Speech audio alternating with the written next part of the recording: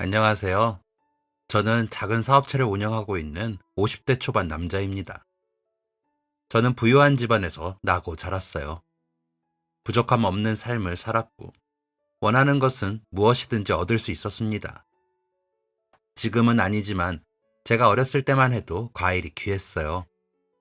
예를 들어, 바나나 같은 경우에도 비싼 가격이었죠. 요즘엔 아무나 살 수 있지만요. 제 주변에는 부유한 집안의 친구들이 많았는데, 저는 그 중에서도 특히 부유한 편이었습니다. 해외에서 물건을 수입해서 들어오는 일을 하시던 아버지 덕에 그 당시에는 알려지지 않았던 음식들도 많이 먹었죠. 스파게티, 피자 같은 양식들도 자주 접했습니다. 이렇게 여유로운 삶 덕에 저는 모두의 선망의 대상이었어요. 하지만 저를 부러워하는 친구들 역시 부유한 친구들이었습니다. 살던 동네는 잘 사는 집안들이 대부분이었거든요. 그래서 저는 제가 다른 친구들에 비해 좀 더 잘 사는 것뿐이라고 생각했고, 제 친구들의 생활이 평범한 것인 줄로만 알았습니다.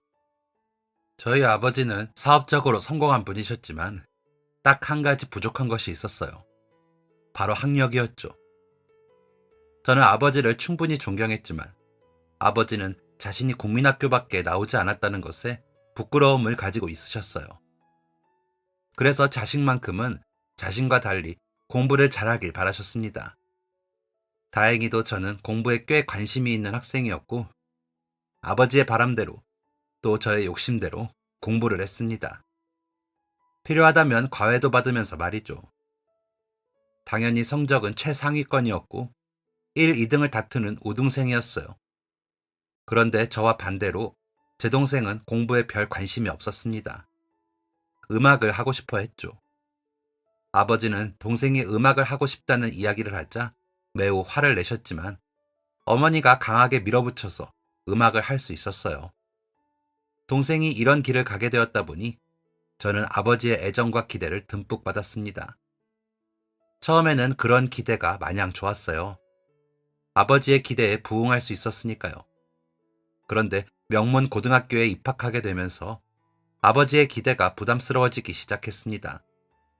아무리 공부를 해도 한계가 느껴졌고 선천적인 천재로 느껴지는 친구들이 수도 없이 많았거든요. 성적이 원하는 만큼 나오지 않자 아버지의 불만은 쌓여갔고 아버지와의 마찰이 시작됐습니다. 그 돈 들여서 비싼 학교에 보내놨더니 성적이 이게 뭐냐? 이딴 성적 보려고 내가 이렇게 일을 하는 줄 아냐? 소리를 고래고래 지르며 화를 내는 아버지를 보면 스트레스가 쌓여갔지만 티를 낼 수는 없었어요. 아버지는 권위적인 가장이었고 제가 거기서 대들기라도 하면 아버지의 화가 어머니와 동생에게 향할 게 뻔했습니다. 그리고 은근한 어머니의 압박도 있었습니다. 제가 공부를 잘하지 못하면 아버지가 음악을 하는 동생을 더더욱 못마땅해 할 게 뻔했으니까요. 어차피 너는 공부밖에 할 게 없으니 네가 공부를 잘하면 한 놈은 공부를 잘하니 다른 놈은 다른 걸 해도 된다라고 생각할 거 아니냐. 직접적으로 말은 하지 않았지만 애들로 표현한 어머니의 진심이었습니다.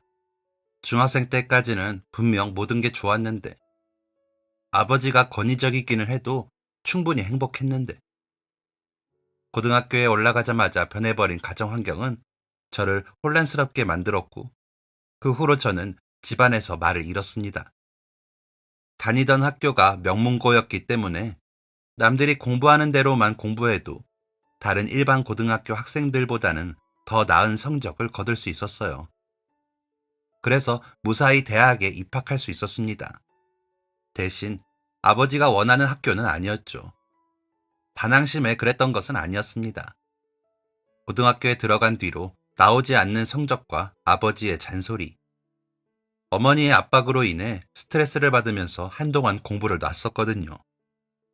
물론 꽤 좋은 학교에 들어갔지만 아버지의 성에 차지 않았을 뿐이었습니다. 대학 합격증을 들고 갔을 때 역시나 아버지는 크게 화를 내셨어요. 재수를 준비하라고 하셨죠. 저는 그럴 생각이 없다고 했습니다. 그러자 아버지는 모든 물질적 지원을 끊겠다며 엄포를 놓으셨어요. 곧 성인이 될 저는 처음으로 아버지에게 반항했습니다. 그렇게 해보시라고 혼자서도 잘 살 수 있다는 걸 보여드리겠다면서 위풍당당하게 말했죠. 아마 이제 나도 성인이니 내 한 몸은 충분히 건사할 수 있을 거라는 근거 없는 자신감이었던 것 같네요. 저는 장학금을 받을 수 있는 대학을 선택했고 대학에 입학할 때까지 자취를 하는 학교 선배의 집에서 머물렀습니다. 정말 아버지는 연락 한 번 하지 않으셨어요. 간간히 어머니가 용돈과 반찬을 챙겨주셨죠. 저는 그것마저 거부했습니다. 자존심 때문이었죠. 그렇게 대학에 입학했고 아르바이트 하랴 공부하랴 바쁜 시간을 보냈습니다. 그러면서 느꼈어요. 부모님의 빈자리를요. 대학도 졸업하지 않은, 군대도 다녀오지 않고 갓 20살이 된 채가 유복했던 지금까지의 삶을 이어갈 수 있을 리가 없었습니다. 그러면서 제가 얼마나 편한 인생을 살았는지 피부로 느꼈어요. 그동안 얼마나 배부른 소리를 하며 살았는지도 알게 되었죠. 또 제가 평균이라고 생각했던 어린 시절 친구들의 집도 사회에 나와보니 굉장히 잘 사는 집이더라고요. 대학에 와서 알게 된 친구 한 명이 저를 보고 너는 참 세상 물정 모른다 라고 이야기했었는데 처음엔 그 말을 굉장히 기분 나쁘게 들었습니다. 내가 얼마나 치열하게 사는데 저딴 소리를 하는지 화가 났거든요. 하지만 그 친구의 말은 사실이었어요. 저는 그때까지도 이 사회가 아름답다고만 생각했습니다. 뉴스나 기사에서 나오는 안 좋은 일이나 사기 같은 범죄들은 극히 드문 일이라고 생각하며 살았죠. 그래서 지금처럼 열심히만 살면 부모님이 나에게 해주었던 모든 것들을 제 힘으로 이룰 수 있을 거라고 생각했습니다. 노력을 하면 안 될 게 없다고 배웠으니까요. 하지만 현실은 제 생각처럼 호락호락하지 않았습니다. 그렇게 2학년까지 잠도 제대로 자지 못하며 버티다 결국 휴학을 했고 군에 입대했어요. 도피의 일종이었습니다.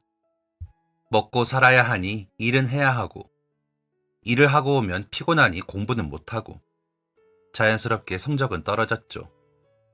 그렇다 보니 자존감도 바닥을 쳤고 제가 원치 않았던 미래의 모습에서 벗어나기 위해 군에 입대한 것이었습니다.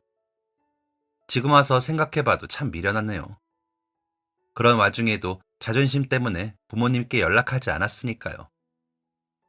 그렇게 군 생활을 하며 많은 생각을 했습니다. 이유 없이 구르기도 하고 다양한 환경에서 자란 사람들을 만나며 세상을 바라보는 눈이 많이 달라졌습니다. 또 가난한 소장농의 아들로 태어나서 한 회사의 사장이 된 아버지의 인생이 진심으로 궁금해졌습니다. 예전엔 단순히 아버지가 열심히 살았기 때문에 이런 결과를 얻은 것이라고 생각했는데 제가 살아보니 노력만으로 되는 일은 없더라고요. 아버지가 지금의 성과를 이루기까지 얼마나 많은 우여곡절을 겪었을지, 얼마나 많은 무시를 당했을지 진심으로 생각하게 되었습니다. 그러면서 아버지가 왜 제게 그토록 큰 기대를 걸었는지 고민해보게 되었어요. 그 계기는 제 후임으로 들어온 녀석과의 대화였습니다. 그 친구는 깡시골에서 굽이굽이 진 길을 더 들어가야 하는 곳에서 온 녀석이었어요. 그 친구의 할아버지 할머니, 아버지와 어머니는 모두 까막눈이었다고 합니다. 그래서 그 친구는 국민학교에 들어갈 때까지 숫자와 글자도 몰랐다고 해요. 학교도 멀어서 1시간 정도는 꼬박 걸어 다녔다고 했죠. 아무리 시골에 가단하다고 해도 그렇지 어떻게 그 어린애를 1시간 동안 걸어서 학교를 보내냐는 제 질문에 그 녀석은 웃으며 대답했습니다. 어렸으니까 1시간이죠. 지금 걸어가면 30분이면 갈 거예요, 아마. 그 말을 들은 제 표정은 아마 얼이 빠져 있었을 것입니다.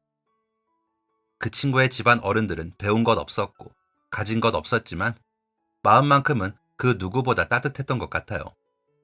그 친구는 집안 어른들에게 이런저런 이야기를 많이 들었다고 합니다. 저는 그 덕에 할아버지, 아버지 세대의 이야기를 들을 수 있었어요. 아버지는 안 좋은 시절 이야기를 굳이 왜 하냐며 들려주지 않으셨던 이야기였죠. 저는 그 세대 어른들이 그렇게 고생하셨을 줄 몰랐습니다. 이 정도로 저는 세상 물정을 몰랐어요. 그 친구의 집안 역시 소장농 집안이었기 때문에 그 이야기를 들을 때마다 아버지가 생각났습니다. 그렇게 힘들게 무시당하면서 살았던 분이 어떻게 큰 회사의 사장이 되었는지, 왜 지금까지 그 이야기를 궁금해하지 않았는지, 바보 같은 제 자신을 원망할 정도였죠.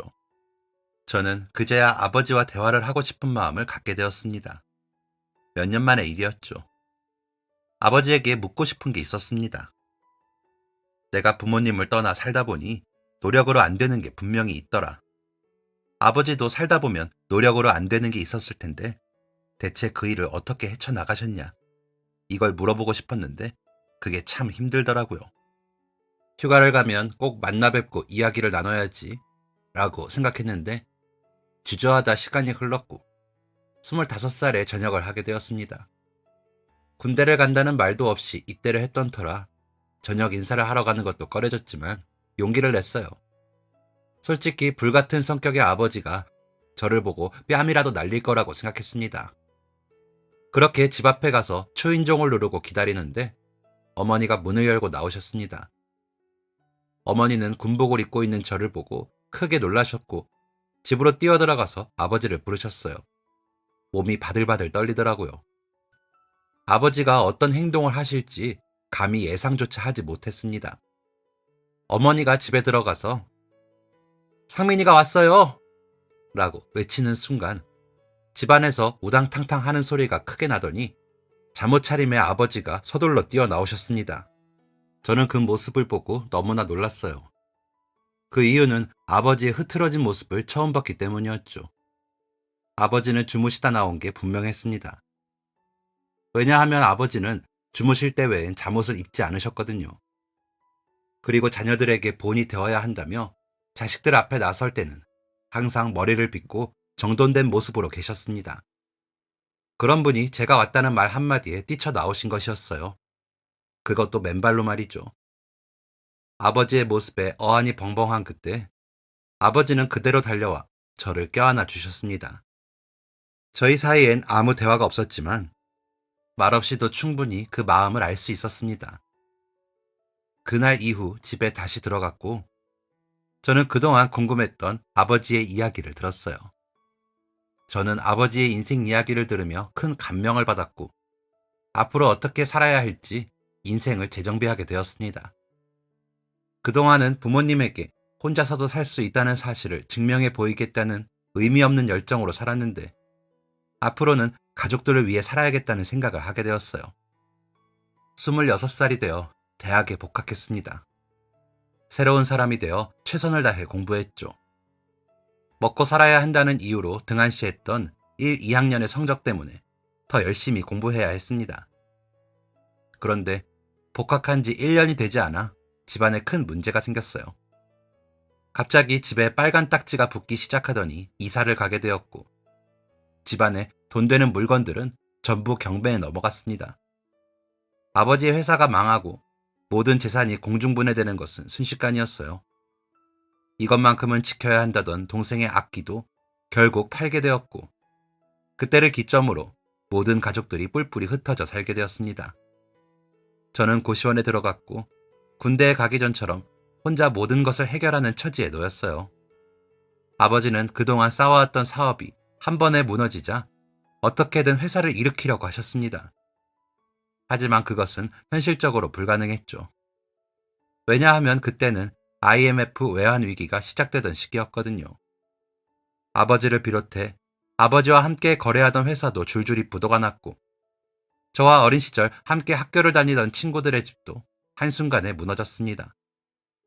많은 사람들이 길거리에 나앉았고 일자리를 잃는 사람들이 생겼죠.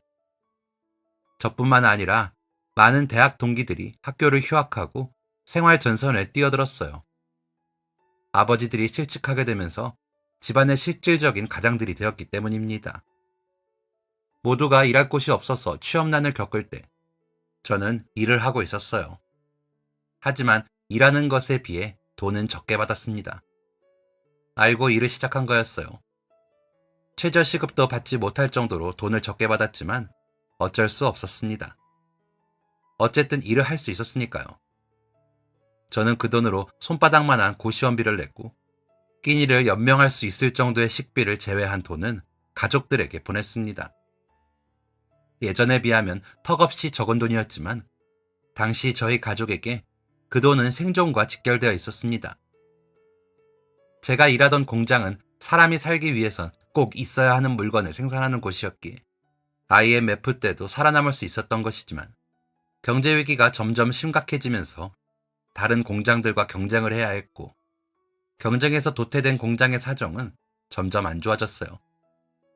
임금이 한 달, 두 달 밀리기 시작했고 임금이 4개월 동안 밀렸을 때는 정말 수중에 돈이 한 푼도 없는 상황이 되었습니다. 주머니를 탈탈 털어 나온 돈을 합치면 라면이라도 부숴서 연명할 수 있었을 텐데 어머니가 편찮으신데 병원에 갈 돈이 없다는 이야기에 그 돈마저 어머니에게 보내드렸어요. 그러고 나니 한 푼도 안 남더라고요.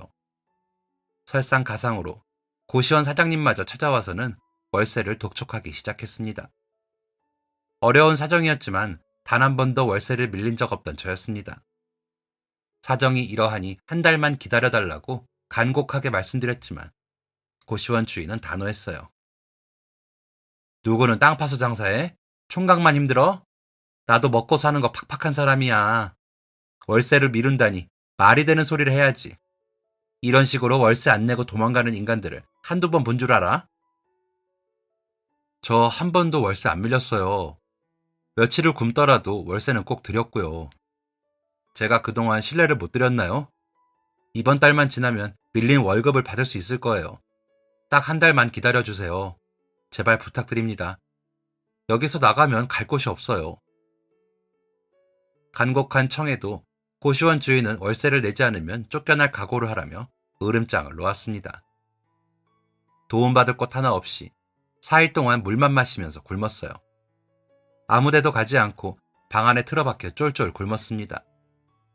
공장에 가서 밀린 월급을 내놓으라고 악이라도 써야 하는데 그럴 생각도 들지 않았어요. 대체 왜 이런 일이 나에게 생겼을까?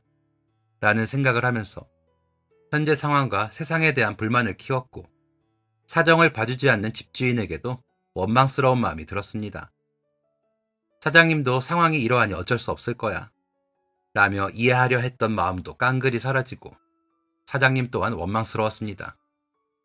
배가 고픈 상태에서 부정적인 생각만 하다 보니 극단적인 생각까지 하게 되더라고요. 저는 힘이 하나도 없는 상태로 일어나 비척비척 밖으로 향했습니다. 그 와중에 마주친 집주인은 월세 낼 날이 일주일밖에 남지 않았다며 날카롭게 말하더라고요. 저는 대꾸도 하지 않고 한강으로 향했어요. 그렇게 쭉 걸어가고 있는데 빗방울이 하나씩 떨어지더라고요. 운도 지질이 없지. 끝까지 재수가 없구나. 잘 살아보려고 노력한 지 얼마 되지도 않았는데 인생 한번 기똥차다. 라고 생각하며 눈앞에 있는 공중전화 부스에 들어갔습니다. 부스에 등을 기대고 빗방울이 후두둑 떨어지는 것을 보고 있자니 정신이 조금 깨는 것 같더라고요. 그때 눈에 들어온 게 공중전화 옆에 있는 120원이었습니다. 그 돈을 보니 갈 땐 가더라도 제 흔적을 조금이라도 남기고 싶은 마음이 들더라고요. 그래서 수화기를 들고 친구들에게 전화를 걸었어요. 차마 가족들에게는 연락을 할 수가 없었습니다. 전화번호를 외우고 있는 친구들에게 순서대로 전화를 걸었지만 아무도 제 전화를 받지 않았어요. 마지막 희망이었던 친구조차 전화를 받지 않자 정말 모든 게 끝난 것 같았습니다. 그리고 동전을 내려 주머니에 넣는데 꼬깃꼬깃한 손바닥만한 종이가 만져지더라고요. 꺼내어보니 그건 공장에서 일할 때 만났던 동료의 전화번호였습니다. 함께 일을 하면서 가까워진 친구였는데 그 친구가 공장을 옮기게 되면서 저에게 연락처 하나를 남겨준 것이었죠. 사는 게 바빠서 까맣게 잊고 있었는데 마지막 순간을 맞이하기 직전에 그 친구가 떠올랐던 것이었어요. 저는 크게 심호흡을 하고 번호로 전화를 걸었습니다. 심호흡이 길어질수록 초조한 마음이 들었어요. 이 친구도 전화를 받지 않을 거라는 판단이 들어 수화기를 내려놓으려는 찰나 친구의 음성이 전해졌습니다. 여보세요? 저는 순간 얼어붙었어요. 저기요? 누구세요? 저는 떨리는 목소리로 친구에게 말했습니다. 나 상민인데. 친구는 깜짝 놀라 저에게 안부 인사를 물었습니다. 한동안 연락이 없어서 잊어버린 줄 알았는데 이렇게 목소리 들으니까 반갑다. 잘 지내지? 친구의 말에 도무지 대답을 할 수가 없었습니다. 잘 지내는 것도 아니었고 전화를 걸게 된 배경도 좋은 이유가 아니었으니까요. 친구는 이상한 낌새를 느꼈는지 제게 정말 괜찮은 것이냐고 몇 번이나 물었습니다. 어떤 대답으로 말을 돌려야 할지 고민했는데 답이 떠오를 리 없었어요. 애초에 무슨 말을 하려고 전화한 게 아니었거든요. 무작정 건 전화에 무슨 할 말이 있었겠어요. 그리고 이 친구도 힘들게 사는 걸 뻔히 아는데 제 힘든 이야기를 꺼내는 게 어려웠습니다. 그러는 사이에 친구는 계속해서 제 근황을 물었고 통화요금은 조금씩 깎이고 있었어요. 결국 저는 급한 마음에 이렇게 말했습니다. 사실 내가 배가 너무 고파. 이렇게 말해놓고 눈을 질끈 감았어요. 속으로 이렇게 생각했죠. 이 멍청아, 겨우 한다는 말이 이거냐? 친구가 욕을 하고 끊을 수도 있어도 원망할 게 없다고 생각했어요. 아무리 배가 고파도 그렇지. 어렵게 사는 친구에게 오랜만에 전화해서 하는 말이 이거라니 자존심도 상했고 슬펐습니다. 무엇보다 배가 너무 고팠어요. 그런데 친구의 반응은 제 예상과 달랐습니다. 이거 지금 무슨 말을 하는 거야? 라며 날카롭게 반응할 거라는 제 생각과는 달리 친구는 차분하게 이렇게 말해주었어요. 너 지금 어디야? 친구의 부드러운 음성은 집주인에게 욕먹고 월급도 밀리고 벼랑 끝에 서 있던 제 감정을 터뜨렸습니다. 저는 생각할 겨를도 없이 엉엉 울면서 이렇게 말했어요. 형민아, 배가 너무 고파. 밥 좀 사줘. 나 진짜 배가 너무 고파. 사흘 동안 아무것도 못 먹었고 배고프다고 말할 사람이 아무도 없어. 누군가에겐 하고 싶었던, 애써 숨겼던 서러운 감정이 터져나오는 순간이었죠. 형민이는 당황한 기색도 없이 저에게 어디냐고 물었습니다. 그러면서 절대 아무 데도 가지 말고 거기에 가만히 있으라고 말했죠. 그 사이에 빗줄기는 거세졌고 저는 전화 부스 안에 쭈그리고 앉아 하염없이 눈물만 흘렸습니다. 그 와중에 목이 타고 배가 고파서 쏟아지는 빗물을 받아먹기도 했죠. 나올 눈물도 없어 퉁퉁 부은 눈으로 허공만 보고 있는데 멀리서 누군가 폭포처럼 쏟아지는 비를 뚫고 우비를 입은 채 달려오는 게 보였습니다. 그 사람은 두리번거리더니 이내 저를 발견하고 제 쪽으로 뛰어왔어요. 바로 형민이었습니다. 형민이는 제 모습을 보더니 많이 놀랐는지 21번 고르고는 제게 우산 하나를 건네주었어요. 그리고 절 분식집으로 데려갔죠. 형민이는 말없이 김밥 한 줄과 라면을 주문했습니다. 인사를 하지도 안부를 묻지도 무엇을 먹을지도 묻지도 않고 말이죠. 아마 저를 배려해서였던 것 같습니다. 저는 자존심도 없이 형민이가 주문해준 음식을 허겁지겁 해치웠어요. 라면과 김밥이 사라질 때마다 아쉬운 마음이 들었죠. 그게 보였는지 형민이는 김밥을 한 줄 더 주문해주기도 했습니다. 그렇게 먹고 나니 허기가 사라지고 제가 지금 무슨 행동을 저질렀던 건지 보이기 시작했어요. 스스로 생을 마감하기 위해 한강으로 발걸음을 옮기고 친구들에게 전화를 걸고 같은 곳에서 일하며 잠깐 친했던 동료에게 전화를 걸어 밥까지 얻어먹었으니까요. 얼굴이 빨개졌고 부끄러웠습니다. 무슨 말로 변명을 해야 할지, 어떻게 고맙단 말을 전해야 하는지 감도 안 잡히더라고요. 형민이는 어쩔 줄 몰라 하는 저를 두고 계산을 마쳤고 식당 앞에서 제게 무언가를 건넸습니다. 받아든 그것은 다름 아닌 돈이었어요. 꼬깃꼬깃하게 접힌 돈을 펴서 곱게 접어 건네준 것이었죠. 형민이는 잠깐 기다리라는 말을 하며 속 주머니까지 털어 동전 몇 개를 주었습니다. 그렇게 받은 돈은 9,500원이었어요. 구겨져 있는 지폐를 보며 직감했습니다. 이 돈은 형민이가 지금 당장 수중에 가지고 있는 돈 전부일 것이라는 걸요. 제가 아무리 힘들어도 그렇지 그 돈을 어떻게 받을 수 있겠어요. 저는 제 돈에 쥐어진 돈을 거의 던지다시피 형민이에게 돌려주었습니다. 야, 내가 이걸 어떻게 받아? 형민이는 자신의 손에 돌아온 돈을 다시 저에게 돌려주며 이렇게 대답했어요. 고작 9,500원이야. 이것밖에 못 줘서 미안하다. 저는 발을 동동거리며 형민이에게 돈을 돌려주려 했습니다. 그러자 형민이는 나중에 이자 쳐서 갚으면 되잖아. 나는 당장 필요 없는 돈이니까 너 가져가. 라고 말해주었어요. 단호하게 자신에게 필요 없는 돈이라고 하길래 솔깃한 마음이 들었습니다. 정말 이 정도 여유는 되는 건가? 라는 생각이었죠. 제가 멈칫하는 걸 느꼈는지 형민이는 곧장 자리를 떴습니다. 멍한 표정으로 형민이의 뒷모습을 보고 있는데 갑자기 형민이가 몸을 돌려서 저에게로 뛰어왔어요. 그러고는 이 말 한마디를 남겼죠. 그 돈 갚을 때까지 절대 딴 데 가지 마. 이 말은 어떤 순간이 와도 극단적인 선택만큼은 안 된다는 형민이의 조언이었습니다. 형민이가 아무것도 묻지 않고 찾아와서 밥을 사준 것도, 주머니를 탈탈 털어 모든 돈을 저에게 건네준 것도 제 어두운 표정 뒤에 있는 저의 암담한 현실을 보았기 때문이었을 것입니다. 그렇게 형민이는 떠났고 그곳에 덩그러니 남겨진 저는 한참 동안 움직이지 못했습니다. 여러 가지 생각이 교차했어요.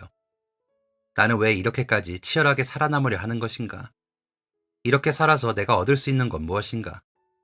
이렇게 열심히 산다고 내 상황이 변할 수 있을까 등등. 애써 외면하려 했던 현실적인 문제들을 차근차근 짚어보기 시작했죠.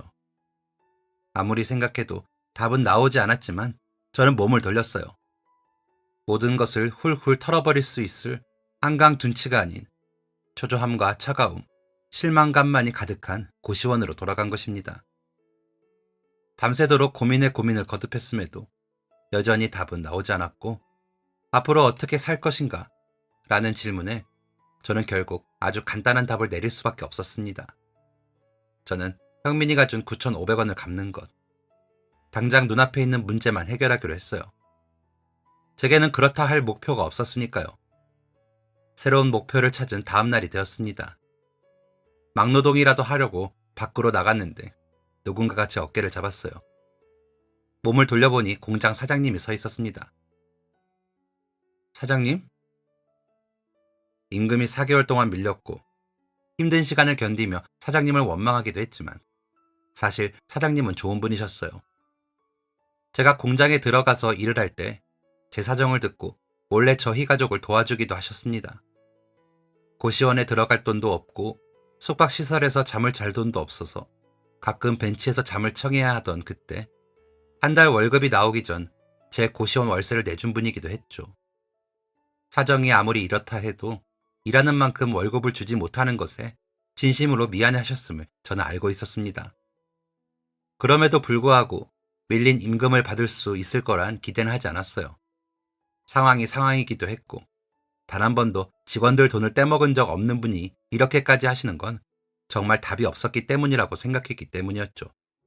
그런데 그런 사장님이 갑자기 눈앞에 나타나다니 당황스러웠습니다. 사장님? 사장님을 부르며 살펴본 안색은 매우 안 좋았습니다. 대체 그동안 무슨 일이 있었던 건지 분명 쉬운 일을 겪은 건 아니셨을 거예요. 여기는 무슨 일이세요? 사장님은 저를 보고 급하게 달려온 건지 거친 숨을 갈무리하며 말씀하셨습니다. 최군한테는 빚이 있지 않나 빚 갚으러 왔네. 사장님이 말한 빚은 당연히 월급이었습니다. 사장님은 곧바로 가방을 열어 저에게 돈 봉투를 건네주셨어요. 늦어져서 미안하네. 많이는 아니지만 조금 더 넣었어. 기다려줘서 고맙네, 최군. 예상하지 못했던 만남이었기에 어떤 말을 해야 할지 모르겠더라고요. 그동안 어떻게 지내셨던 건지, 어떻게 돈이 풀려서 월급을 주시는 건지, 사장님은 먹고 살 만큼의 돈이 있으신 건지, 이걸 물어볼 거리라고 후회한 건 사장님이 제 눈앞에서 사라진 이후였습니다. 사장님은 다른 직원들도 만나러 가야 한다며 급하게 자리를 떠나셨어요. 굳이 얼굴을 보고 월급을 전달한 건 그동안 기다려준 직원들에 대한 미안함과 고마움 때문이었겠죠. 저는 다시 집으로 돌아왔습니다. 그러고는 한 달치 방세를 떼어 집주인에게 갔어요. 뭐야? 문을 열며 날카롭게 소리친 집주인은 제 손에 들린 돈 봉투를 보고는 짜증을 조금 가라앉혔습니다. 그러더니 말을 더듬으며 묻더라고요. 뭔데? 저는 집주인에게 말했습니다. 다음 달 월세입니다. 제가 월세를 못 낼까봐 걱정하시는 것 같길래 미리 가져왔어요. 저는 집주인이 그렇게 사람을 쥐잡듯이 잡았으니 무안해할 거라고 생각했습니다. 그런데 제 생각보다 더 어쩔 줄 몰라 하더라고요. 아니, 그게 이상하게 말까지 더듬었죠. 이유 모를 불안한 마음이 생겼고 저는 집주인에게 물었습니다.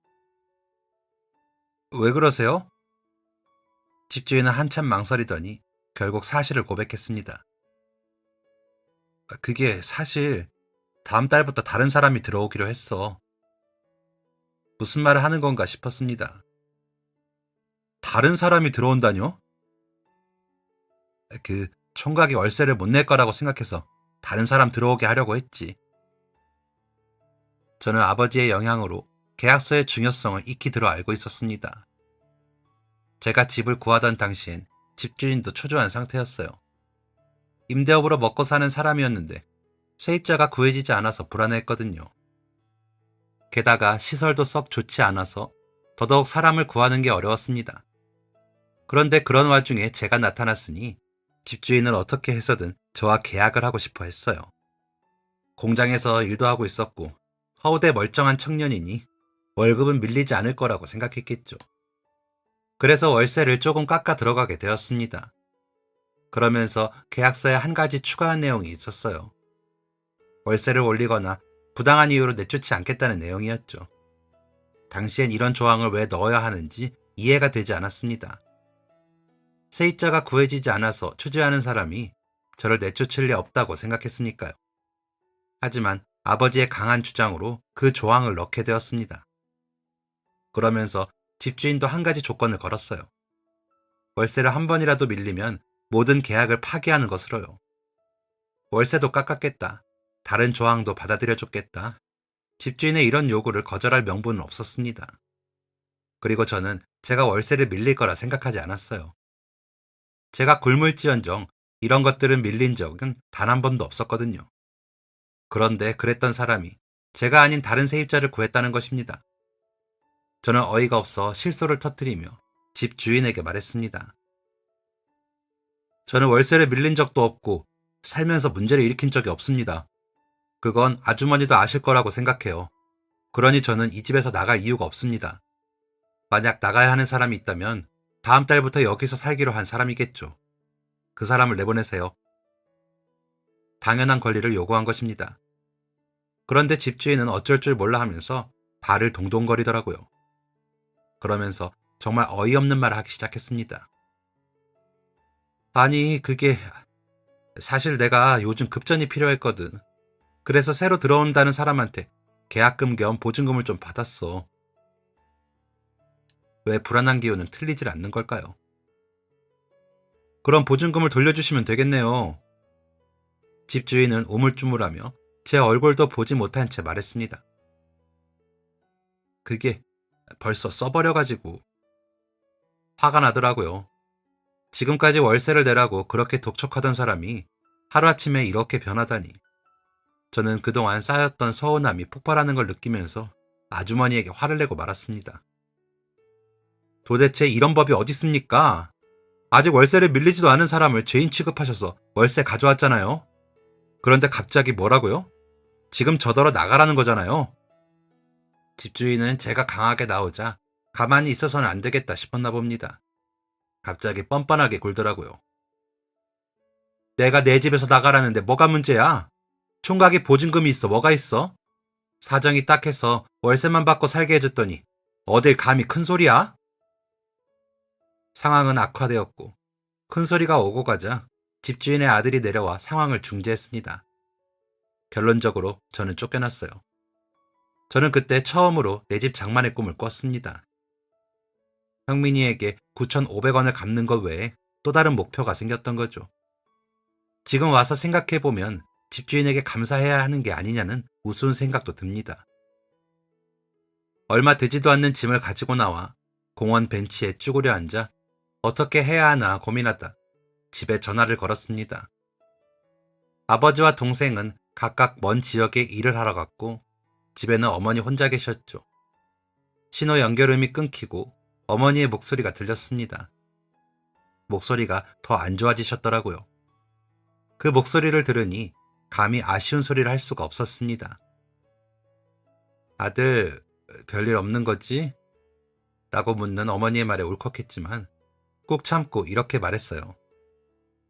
네, 괜찮아요. 그래, 다행이다. 엄마는 너무 걱정하지 말고. 엄마는 일하는 거 안 힘드세요? 많이 걱정했습니다. 그도 그럴 게 어머니는 평생 굳은 일 한 번 안 해본 분이셨거든요. 부잣집 고명딸로 태어나 손에 물 한 방울 안 묻혀보셨고, 아버지는 결혼을 반대하는 외갓댁에 절대 어머니를 고생시키지 않겠다 자신했고, 그 다짐을 실천하셨었습니다. 그렇다 보니 더더욱 걱정됐죠. 어머니는 제 물음에 애써 밝은 목소리로 말씀하셨습니다. 엄마는 괜찮아. 그동안 왜 일을 안 했나 몰라. 이렇게 일을 잘하는데. 저는 울컥하는 감정을 숨기고 말했어요. 사실 월급이 그동안 밀렸었는데 이제야 받았어요. 생활비를 좀 더 드릴 수 있을 것 같아요. 어머니는 극구 거절하셨지만 저는 생활비를 보냈습니다. 어머니와 함께 살기는 어려웠거든요. 어머니는 먼 친척의 집에 의탁하고 있었기 때문이었습니다. 집안이 반대하는 결혼을 해놓고 쫄딱 망해서 돌아온 어머니를 반길 사람이 어디 있었겠어요. 또 외갓댁도 사정이 예전 같지 않았습니다. 그나마 받아준 집이 있었던 게 다행이었죠. 물론 일정한 생활비는 내야 했지만요. 전화를 끊고 어딜 가야 하나 하던 중 제게 돈을 주었던 친구가 생각났습니다. 형민이 집에서 머물겠다는 생각은 아니었어요. 그냥 돈이 생겼으니 얼른 갚아야 한다는 생각이었죠. 그래서 형민이에게 다시 연락을 했습니다. 제 연락을 받은 형민이는 적잖이 놀란 듯 했어요. 지금 바로 돈을 갚을 수 있다고 하니 제 사정이 나아진 것에 안도하면서도 의아해했습니다. 나중에 듣고 보니 제가 부채감을 덜기 위해 어떻게든 돈을 구해서 돈을 갚은 거라고 생각했더라고요. 저는 소주 한 병과 간단한 안주거리 하나를 들고 형민이의 집 쪽으로 갔습니다. 사정이 어려워지고 나서는 사치라고 생각했던 것들인데 괜히 형민이와 술 한잔 기울이고 싶더라고요. 술병을 찰랑거리며 온 저를 본 형민이는 웃으며 저와 함께 술을 한 잔씩 주고받기 시작했습니다. 저랑 형민이 둘 다 술이 강한 편은 아닌지라 둘이서 소주 한 병을 나눠 먹으니 술 기운이 꽤 올라오더라고요. 형민이는 평소에 말이 없는 과묵한 친구였는데 술이 들어가니 들뜬 모습을 보였습니다. 저희는 이런저런 이야기를 많이 나눴어요. 일을 할 때 있었던 일이라든지 함께 고생했던 이야기들, 한 번도 한 적 없던 신세 한탄까지. 정말 오랜만에 누군가와 속 터놓고 대화했던 것 같네요. 모두가 힘든 시기에 어려운 이야기를 하면 서로 예의가 아니라고 생각했던 터라 그때까지 그 누구에게도 가슴속 응어리진 것을 말하지 않았었거든요. 그것 때문에 신이 났는지 저는 이것저것 말하며 떠들어댔습니다. 할 말이 다 떨어지고 나니 살짝 민망함이 몰려오더라고요. 그래서 조심스럽게 형민이에게 말했습니다. 저, 너무 내 얘기만 했다. 너는 요즘 어때? 평소 웃는 낯을 지은 적 없던 형민이 얼굴에 처음으로 깊은 수심이 드러났습니다. 형민이는 저와 함께 일하던 공장을 나와 이직을 한 상태였어요.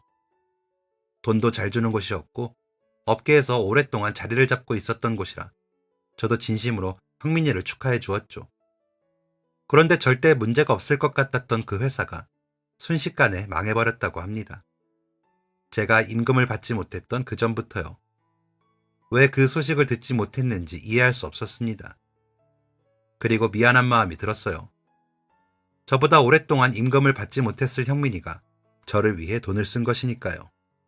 솔직히 무시해도 됐습니다. 내 코가 석자인데 누굴 도와주냐며 욕을 하고 전화를 끊어버렸어도 나무랄 사람은 전혀 없었을 거예요. 저 또한 그런 형민이를 원망하지 않았을 겁니다. 그런데 그런 와중에 저에게 돈을 빌려주고 밥까지 사주다니, 그것도 제가 있는 곳까지 빗속을 뚫고 와서요. 형민이의 따뜻한 마음이 그동안 얼어붙어 있던 제 마음을 단번에 녹여주는 듯 했습니다. 형민이는 원래 술을 두어 잔만 마셔도 취한다고 하더라고요. 그래서 형민이를 집까지 데려다 주었어요. 형민이는 저처럼 고시원에서 살고 있었는데 저보다 더 상황이 안 좋아 보였습니다. 제가 지내던 것도 시설이 좋지 않은 곳이었는데 형민이가 있던 곳은 옆집 사람이 한숨 쉬는 소리까지 들리더라고요. 나무 판자로 방을 나눈 것인지 방음도 형편없었죠. 사생활은 물론이고 집이지만 마음 편히 쉬지도 못했을 겁니다. 그리고 형민이를 방으로 데려다 놓고 작은 테이블 위에 2만 원을 올려놓고 나왔죠. 그렇게 건물을 빠져나오는데 형민이네 고시원 주인으로 보이는 사람과 마주쳤습니다. 그 눈빛을 마주하는데 그 사람이 무슨 말을 하려는지 단번에 알아차렸어요. 이 방 총각 친구예요? 네. 월세 낼 돈도 없을 텐데 술 처마실 돈은 있나 보네. 집주인은 들으라는 듯 구시렁거렸습니다. 월세를 밀렸냐 물어보니 그건 아니라고 하더라고요. 저와 같은 상황이었습니다. 일을 하지 못한다는 걸 알게 된 집주인이 월세를 못 받을까봐 닥달하는 것이었죠. 입안에 쓴맛이 감돌았습니다. 서로의 처지가 안타깝더라고요. 그렇게 다음 날이 되었고 저는 집 앞에서 다시 사장님을 만났습니다. 저와 연락이 닿지 않자 굳이 직접 저를 찾아온 것이었죠. 사장님이 저를 찾아온 이유는 다시 공장에서 일해주길 바라서였습니다. 그동안 묶여있던 자금이 풀리면서 다시 공장을 가동할 수 있게 된 것이었어요. 그런 사장님의 제안을 거절할 이유가 있을까요? 게다가 사장님은 4개월 동안 밀린 임금을 직접 가져와서 전달해 주신 믿을 만한 분이셨습니다. 저는 사장님의 제안을 수락하면서 조심스럽게 여쭤봤어요. 사장님, 다른 직원은 안 필요하신가요? 사장님은 지금까지 일했던 직원들을 모두 데려올 것이기 때문에 굳이 다른 직원을 뽑을 계획은 없다고 하셨습니다. 사실 형민이를 추천하려고 했던 건데 차마 이걸 얘기하지는 못하겠더라고요. 그렇게 다시 출근을 했고 일주일이 지난 시점 오랫동안 일하던 분이 지병으로 일을 그만두게 되었습니다. 그러면서 공장에 공석이 생겼죠. 저는 그 자리에 형민이를 추천했습니다. 형민이가 이직을 해서 잘 살고 있을 줄 알았던 사장님은 형민이의 사정을 듣자 이런 일이 있었더라면 사람을 구하지 않아도 데려왔을 거라고 하시더라고요. 형민이와 저 사이에는 분명한 변화가 있었습니다. 전에는 회사를 같이 다니는 사람, 가끔 말을 주고받는 동갑내기 직원 정도였는데 이젠 피를 나눈 형제 같은 느낌이 있었습니다. 함께 일하는 사람과 팀워크가 좋으니 당연히 일이 잘 됐죠. 무엇보다 형민이와 저는 일을 하는 스타일이 같았습니다. 척하면 척이고 어떨 때는 형민이가 제 머릿속을 다 읽고 있는 것만 같았어요. 이런 느낌은 형민이도 동일하게 받았다고 하죠. 경기가 회복되면서 저희 공장에는 점차 활기가 돌았고 사업은 예전의 형태를 되찾았습니다. 직원들도 더 뽑으면서 저와 형민이는 자연스럽게 승진을 하게 되었어요. 가족들은 함께 살게 되었고 아버지는 과거의 인맥을 통해 새로운 사업을 시작하셨는데 다행히도 그 일이 잘 풀리고 있었습니다. 사정이 나아졌으니 대학을 다시 다닐까 했지만 그러지 않았어요. 일을 하는 게 더 즐거웠고 음악에 대한 동생의 열정을 지지해주고 싶었거든요. 또 공부가 세상의 다는 아니라는 것을 알고 자신의 결핍을 저에게서 채우려 했던 것을 깨달은 아버지도 제가 계속해서 일을 하는 걸 지지해 주셨습니다. 저는 사장님의 신뢰를 안고 여러 가지 일을 진행하며 사업을 넓혀갔고 그 과정에는 항상 형민이가 함께였습니다. 그리고 아버지의 도움도 컸어요. 예전 같진 않지만 어쨌든 아무것도 없는 상태에서 대단한 사업체를 꾸리셨던 분이었으니까요. 아버지의 진심 어린 조언과 아버지로부터 보고 배운 현실적인 감각은 제가 일하던 공장의 규모를 넓히는데 큰 도움을 주었습니다. 처음엔 무슨 공장이라고 불렸던 저희 회사는 번듯한 이름을 가지게 되었고 공장에서 물건을 생산하는 것 외에도 사업을 시작하게 되었습니다. 그렇게 회사가 승승장구하던 때 갑작스러운 문제가 생겼어요. 바로 사장님이 큰 사고를 당하신 거죠. 음주운전 차량에 치여 생사를 오고 갈 정도로 큰 사고였습니다. 겨우 목숨은 부지했지만 사장님은 평생 걷지 못할 장애를 얻게 되셨어요. 아버지 다음으로 의지했던 사장님이 이런 사고를 당하다니 슬픈 마음을 이루 말할 수 없었지만 사장님은 의외로 담담하셨습니다. 그리고 회사를 저에게 물려준다는 폭탄 선언을 하셨죠. 저는 사장님의 자녀가 회사를 물려받을 거라고 생각했기에 너무 놀랐습니다. 최 군과 김 군이 회사를 이어받았으면 좋겠어. 사장님, 그럴 수는 없습니다. 자녀분이 계시잖아요. 사장님은 병상에 누워있음에도 호탕함을 잃지 않으셨어요. 내 자식들은 내가 잘 알아. 그 녀석들은 사업가 체질이 아니야.